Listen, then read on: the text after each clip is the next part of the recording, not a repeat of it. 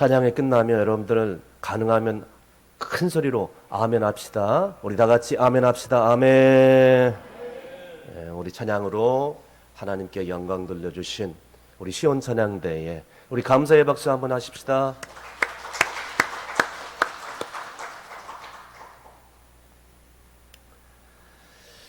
오늘 설교 주제를 미래를 열어가는 사람이라고 지었습니다. 우리 좌우에 있는 분들하고 좀 인사할까요? 미래를 열어가는 사람이 됩시다. 시작. 아멘. 사랑하는 성도 여러분, 우리 인생이 힘들고 어려워도 내일에 대한 소망이 있고요, 밝은 미래가 보장되고 희망이 있으면요, 우리의 인생이 너무나도 힘들고 어렵고 환난이 닥치고 고난이 닥칠지라도 우리는 능히 그것을 이겨낼 수 있는 믿음이 있는 줄로 믿으시길 바랍니다. 그 믿음이 있다면요, 어떤 힘들고 어려운 일이 있을지라도 쓰러졌다가도 다시 일어나 전진할 수 있는 소망을 갖게 되는 줄로 믿습니다. 그런데 우리가 많은 것을 소유하였고 많은 지식을 가졌고 또 많은 그런 어떤 것들을 자랑할 만한 것들이 있을지라도 내일에 대한 미래에 대한 소망이 없잖아요. 희망이 없잖아요. 그런 믿음이 없잖아요. 그러면요, 사랑하는 성도 여러분, 저는 그 인생 죄송하지만 죽음과나 다름이 없다고 생각됩니다. 산 게 아니죠. 죽은 시체와 다른 게 뭐가 있겠어요. 저는 우리 충성교회가 미래를 여는 교회, 미래를 여는 사람이 되기를 간절히 바랍니다. 오늘 아무리 힘들고 어려워도 충성교회에 오면요, 미래에 대한 믿음이 생기고요, 회복에 대한 치유가 있게 되고 또 희망이 솟아나고, 그래서 이제 미래를 여는 지혜를 배우는 역사가 있다면 얼마나 좋을까. 충성교회가 이런 교회가 되기를 간절히 바랍니다. 그러면 어떤 미래를 여는 교회가 될 수 있을까요? 어떻게 하면? 그러면 미래를 여는 교회가 되려면은 저는 미래를 여는 사람이 필요하다는 것입니다. 교회가 열리고 성장하고 부흥되고 희망이 있으려면 사람이 있어야 될 거 아니겠습니까? 미래를 여는 사람이 필요합니다. 저는 오늘 여러분에게 귀한 미래를 열어갔던 사람을 소개하고자 합니다. 우리가 잘 알고 있는 느헤미야입니다. 자, 느헤미야 미래를 여는 사람이었는데요, 성경에 보니까 정말로 아무리 어렵고 힘들고 절망적인 상황이 올지라도 이 미래를 열어갔던 사람인데, 도대체 이 느헤미야가 어떤 신앙을 가졌길래 자기뿐만 아니라 자기 민족을 열어갔던 사람이 되었는가? 오늘 말씀을 통하여 우리가 주님의 세미한 음성을 듣는 귀하고 복된 시간이 되기를 간절히 바랍니다. 첫 번째는요, 깨어 기도하는 신앙을 가져야 된다는 것입니다. 오늘 본문 4절입니다. 다 함께 읽습니다. 왕이 내게 이르시되 그러면 내가 무엇을 원하느냐 하시기로 내가 곧 하늘의 하나님께 묵도하고. 아멘. 여러분, 그 당시 이 바벨론 포로로 잡혀갔던 이 유다 백성들과 이 느헤미야 보십시오. 바벨론 정복된 그런 바사, 즉 페르시아 아닥사스다 왕 아래에 있었는데, 이 느헤미야의 직업이 아닥사스다 왕의 포도주를 맡은 술 관원장이었습니다. 여러분, 왕의 술을 맡은 관원장은 아무나 맡을 수 있는 그런 직책이 아닙니다. 왕의 상당한 신임과 전폭적인 지지를 받을 수밖에 없는 사람만 술 관원장의 일을 맡은 것이죠. 여러분, 이 조선시대 보십시오. 왕의 음식을 기미하는 기미상궁이 있잖아요. 아닥사스다 왕도 마찬가지입니다. 술 안에 독을 탔을지 누가 알겠습니까? 아무나 술 관원장의 일을 시키지 않았다는 것이죠.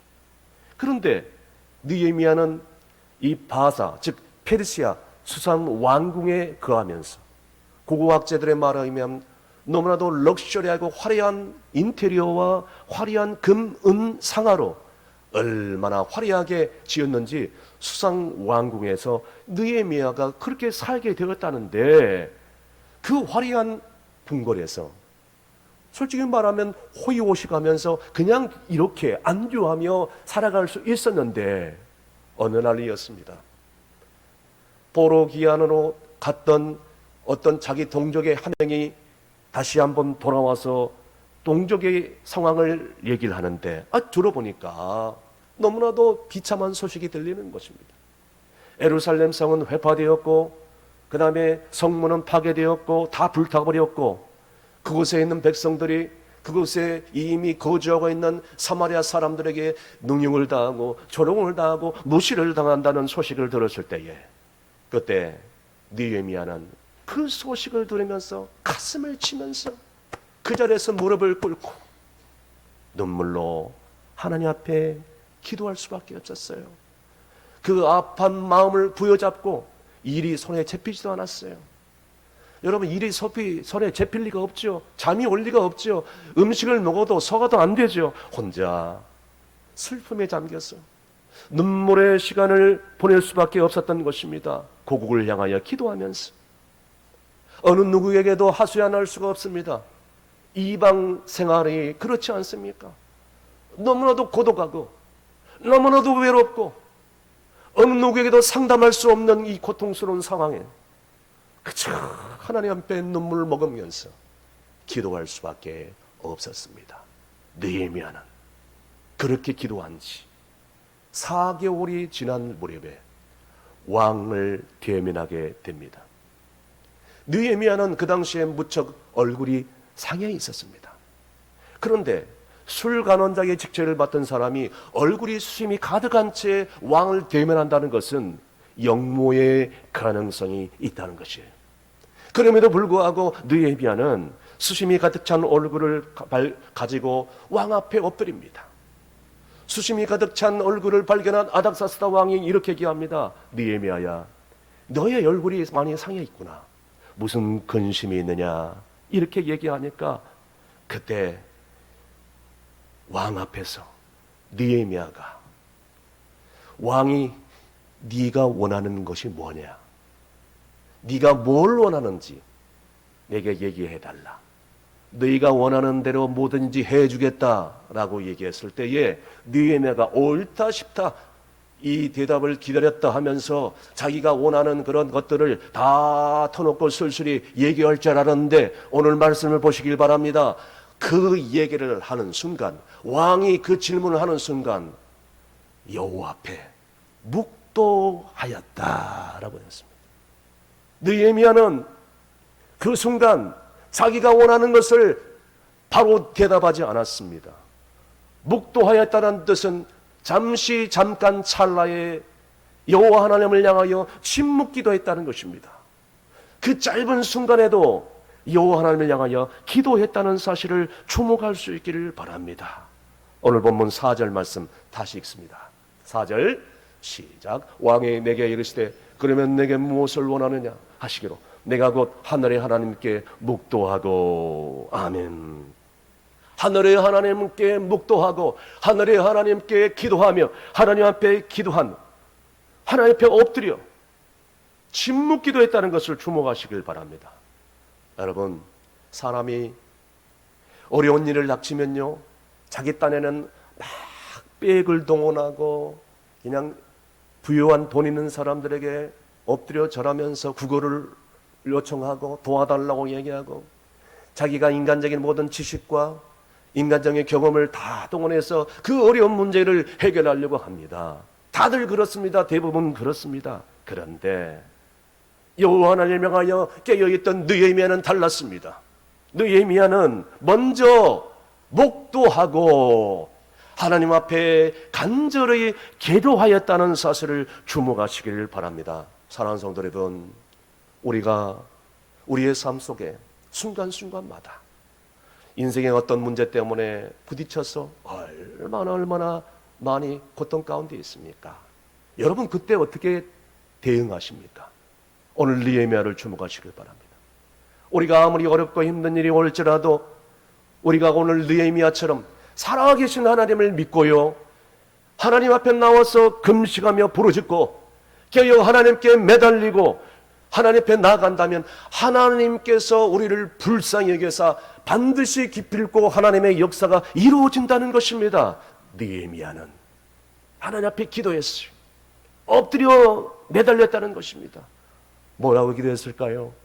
여호와 하나님 아버지여, 하나님의 뜻이 어디 있습니까? 저 왕 앞에서 내가 무슨 말을 하리이까?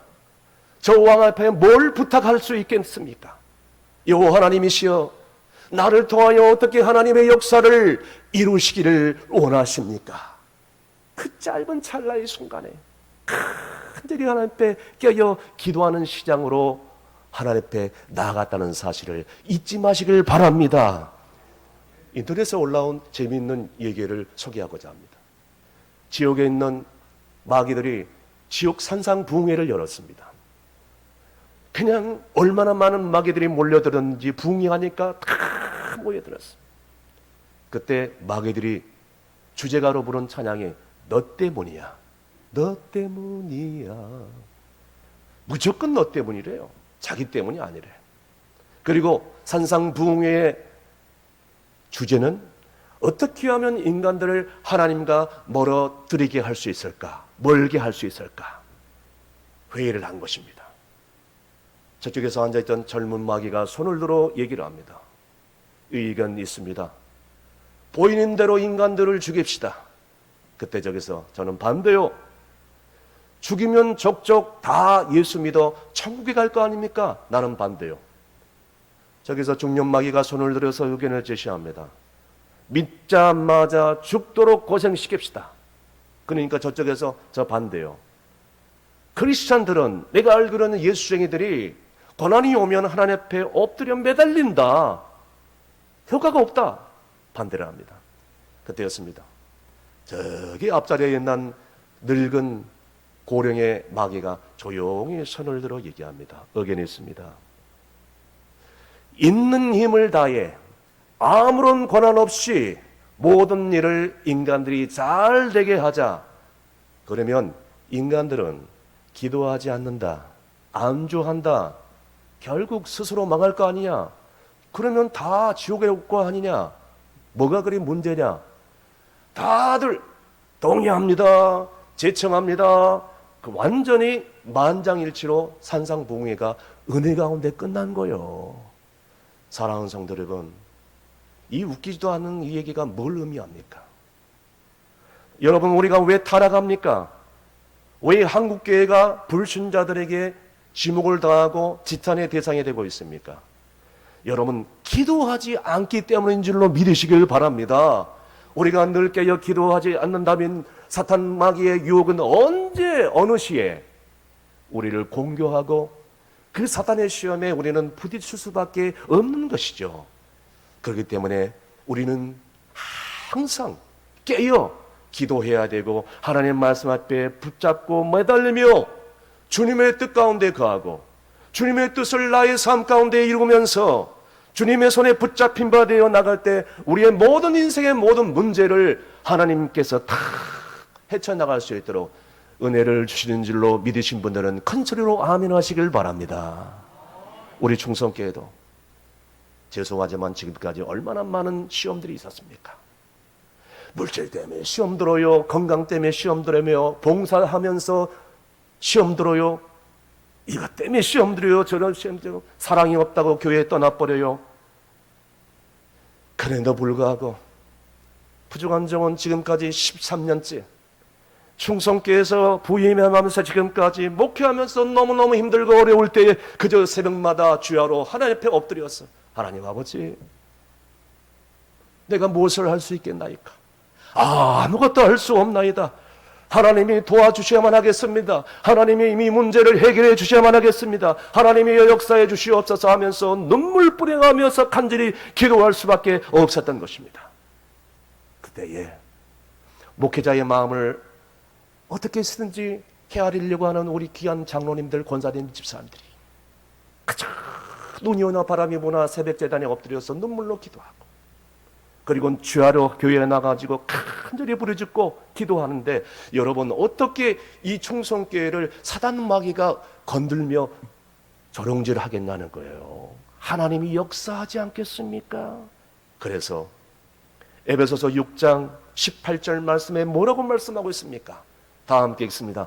모든 기도와 간구를 하되 항상 성령 안에서 기도하고 이를 위하여 깨어 구하기를 항상 힘쓰며 여러 성도를 위하여 구하라. 아멘. 여러분, 우리가 방금 읽은 말씀대로 어떤 힘들고 어려운 시험이 올지라도 깨어 기도하면 모든 시험을 이겨내고 어떤 부흥의 역사도 우리의 당대에 이루게 될 줄로 믿는 여러분이 되시길 간절히 바랍니다. 두 번째로, 구체적인 계획을 실현하는 신앙을 가져라는 것입니다. 계속해서 본문 6절 말씀 다 함께 읽습니다. 그때 왕도 왕 곁에 앉아 있었더라. 왕이 내게 이르시되 내가 몇 날에 다녀올 길이며 어느 때에 돌아오겠느냐 하고 왕이 나를 보내기를 좋게 여기시기로 내가 기한을 정하고. 아멘. 여러분, 느헤미야가 침묵하며 금식하며 기도하는 것으로 끝나지 않았습니다. 느헤미야는 지금 아닥사스다 왕 앞에서 수심이 가득 찬 얼굴로 이렇게 얘기를 합니다.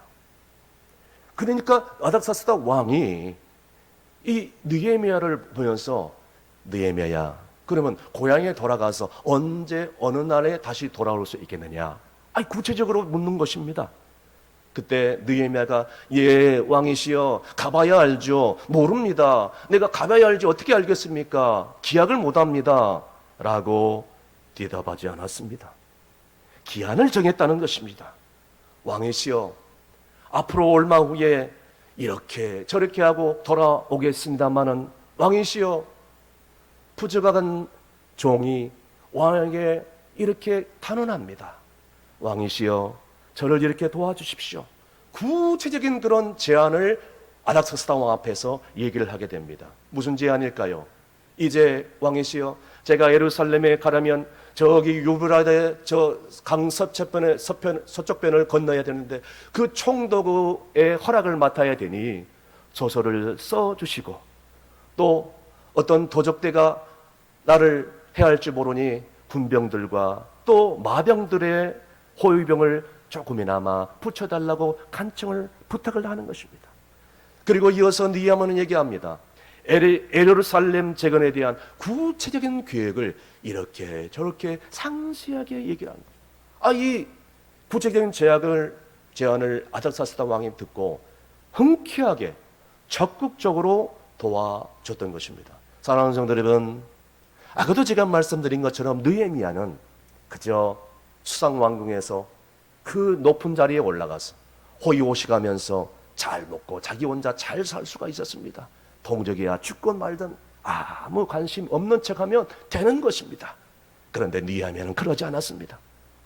이런 익숙한 것으로부터 힘들지만 어렵지만 이것을 떠나야 되겠다는 과감한 결단을 한 것입니다. 사랑하는 성도 여러분, 이런 결단을 한 사람이 구약 성경에 또 나오죠. 창세기 12장 보니까 아브라함이 나옵니다. 아브라함아, 너는 본토 친척 아버지 집을 떠나 내가 너에게 지시할 땅으로 가라. 내가 축복하는 자에게 내가 너를 복을 내리고 너를 저주하는 자에게 내가 저주하리라. 이렇게 합니다. 아브라함은 자기 살던 이 고향, 익숙한 이 고향을 떠나 새로운 땅을 가는 것은 새로운 도전이었다는 것을 보게 됩니다. 새로운 삶을 향하여 갈망하는 이 아브라함에게 있어서 제일 중요한 것은 장해보는 익숙한 삶의 환경을 바꾸는 것이었어요. 그런데 아브라함은 과감하게 말씀을 의지하여 길을 나서지만 말씀의 창세기 보니까 여정이 쉽지 않습니다. 가다가 애굽에 내려갔다가 가는 항로를 변경했다가 인간적인 마음을 품었다가 실수도 했다가 이런 그런 실수 자충우도를 겪고 나서 오랜 시간이 지난 다음에 그는 드디어 믿음의 아버지, 믿음의 조상이라 일컬을 수 있었던 것입니다. 사랑하는 성도 여러분, 보십시오. 저는 이 느헤미야 아브라함을 보면서 저는 이런 질문을 하게 됩니다. 과연 그리스도인의 거듭남이 무엇일까? 그냥 어디 가서 뜨거운 불을 받았다, 그게 거듭남일까? 저는 그렇게 생각하지 않습니다.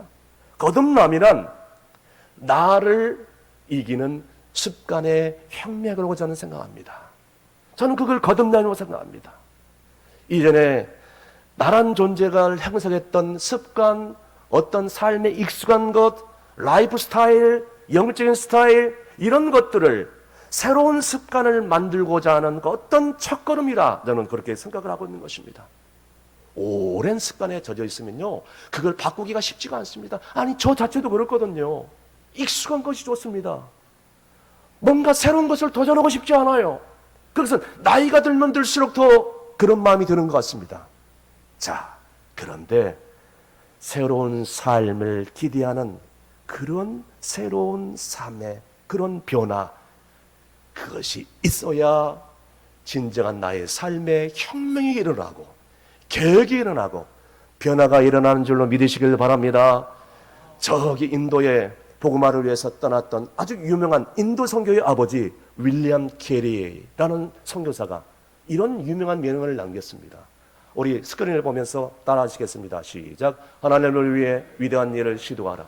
그리고 하나님으로부터 위대한 것을 기대하라. 아멘. 여러분, 하나님을 위하여 위대한 것을 시도할 수 있기를 바랍니다. 하나님으로부터 위대한 것을 기대할 수 있기를 바랍니다. 이런 기대, 이런 시도가 없다는 어떻게 하나님의 역사, 하나님의 기적을 맛볼 수 있겠습니까? 그래서 잠언 29장 18절에 이런 말씀을 기록하고 있습니다. 다 함께 있습니다. 묵시가 없으면 백성이 방자에 행하거니와 율법을 지키는 자는 복이 있느니라. 아멘. 여러분, 여기에 나와 있는 묵시는 말씀, 꿈, 비전을 얘기하는 것입니다. 여러분, 말씀, 꿈, 비전이 없는 사람, 집중 팔고 세상 가운데서 살아가며 술 취함 가운데 살 수밖에 없는 것이죠. 그러나 내 안에 꿈이 있고 내 안에 비전이 있고 내 안에 말씀이 있고 하나님이 주시는 어떤 새로운 동기부여가 있다면 여러분, 그 사람은 필연히 방탕한 삶을 살지 않습니다. 왜요? 말씀을 지키는 자가 복이 있기 때문에, 그 비전을 향하여 달려가기 때문에 그 사람은 방탕한 삶을 살 수 없다는 것입니다. 사랑하는 성도 여러분, 그런 사람은 삶 가운데 구체적인 계획을 가지고 실천해 나갔던 그런 삶을 살 수밖에 없는 것이죠. 오늘 본문에 나와 있는 느헤미야 신앙개혁자처럼 저는 여러분들이 이 신앙개혁자 느헤미야의 신앙을 본받아서 구체적인 계획을 가지고 앞으로의 인생을 열어갈 수 있는 여러분이 되시기를 주의 이름으로 축원합니다.